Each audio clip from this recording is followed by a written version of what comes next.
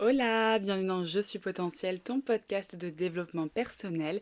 Aujourd'hui, on se retrouve pour un nouvel épisode qui va porter sur le fait de se comparer versus le fait de s'inspirer. L'idée de cet épisode, c'est vraiment de t'encourager à passer du côté je m'inspire, je prends le meilleur qu'il y a à prendre, vraiment le positif du fait d'admirer quelqu'un, plutôt que de tomber dans la comparaison, dans la jalousie et du coup accueillir une énergie négative qui va plutôt te desservir.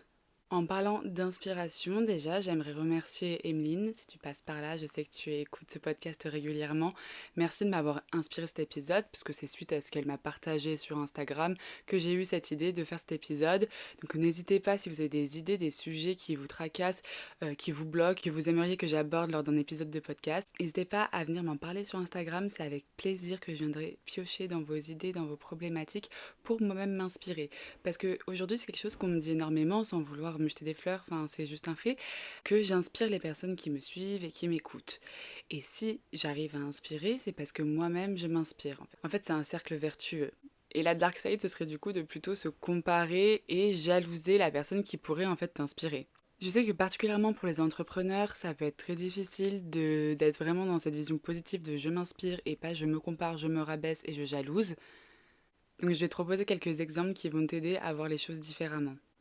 Si on prend manger, une passion commune, un besoin commun, auquel répondent différents acteurs, on a bien des fast-foods, des supermarchés, des brasseries ou des restaurants étoilés. Ils répondent tous aux besoins de manger, mais ils répondent différemment.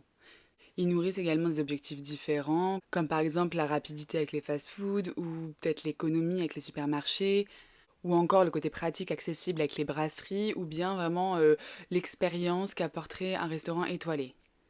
Est-ce que tu crois que ces acteurs se comparent entre eux? Absolument pas, parce qu'ils ne font pas la même chose. Quand bien même ils répondent aux mêmes besoins, ils sont incomparables, ils sont uniques en leur genre.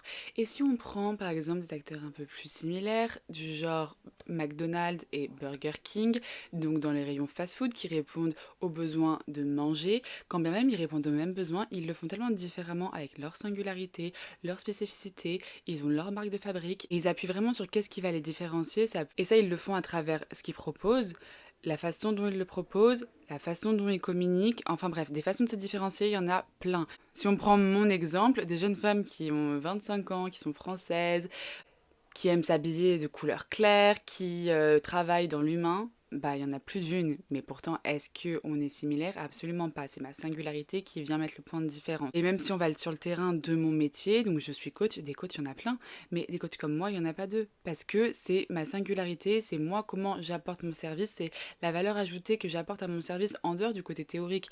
Parce que ce qu'on a appris à l'Institut international de coaching, on était déjà bien 150 dans ma promo, et il y a des promos 2 fois par an. Donc, je suis pas la seule à avoir été formée au coaching, mais par contre, personne n'est capable de coacher comme moi. C'est la façon dont je le fais moi en tant que personne singulière, en tant que personne unique.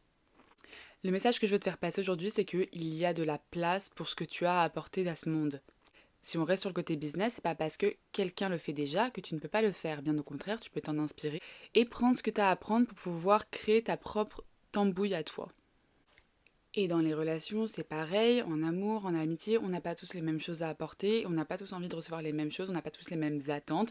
Donc en fonction de qu'est-ce que tu as apporté, quelles sont les attentes de l'autre, bah parfois ça match, parfois ça match pas, et c'est ok, enfin il y a cette personne sur cette terre pour qu'on trouve des personnes avec qui ça match.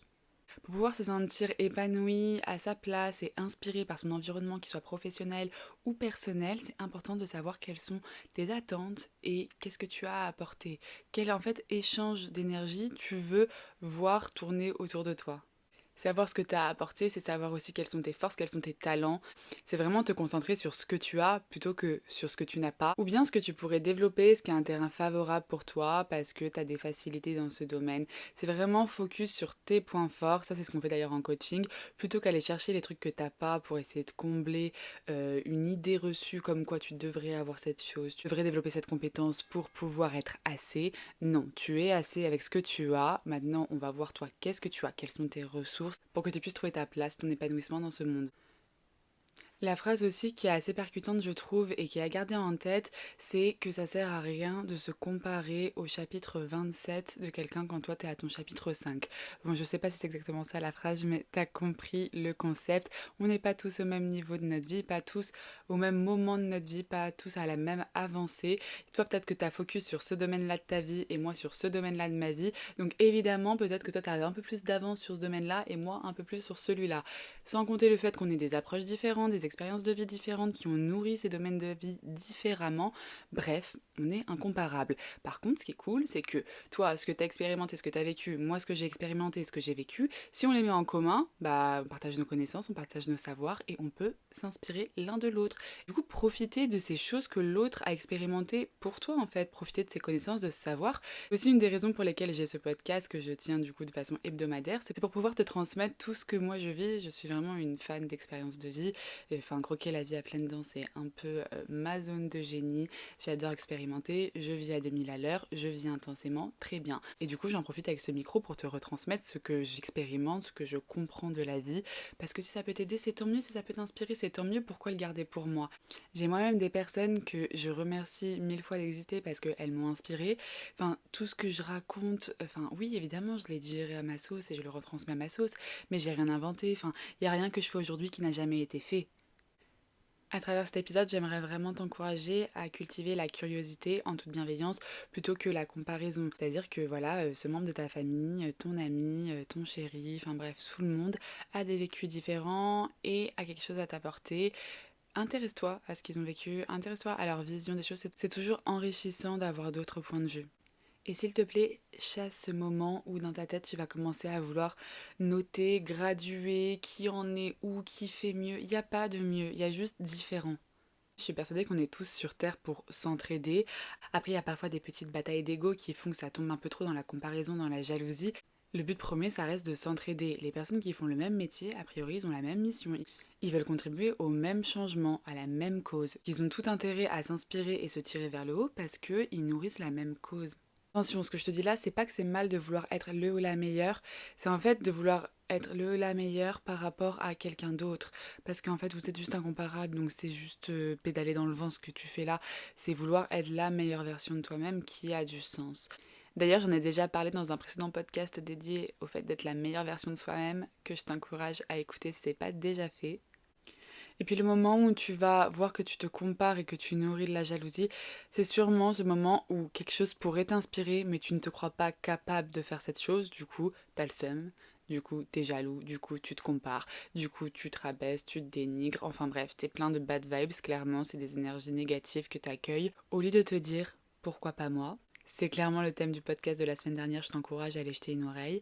Donc au lieu de te dire pourquoi pas moi, tu nourris ce sentiment de jalousie, de je ne suis pas assez, je ne suis pas capable. Versus tu vois quelqu'un en train de réaliser quelque chose et tu te dis mais en fait je pourrais faire pareil mais différemment en croisant ça avec ça et en ajoutant ça et ce serait super cool et nanana et nanana et nanana. Bref, t'es inspiré.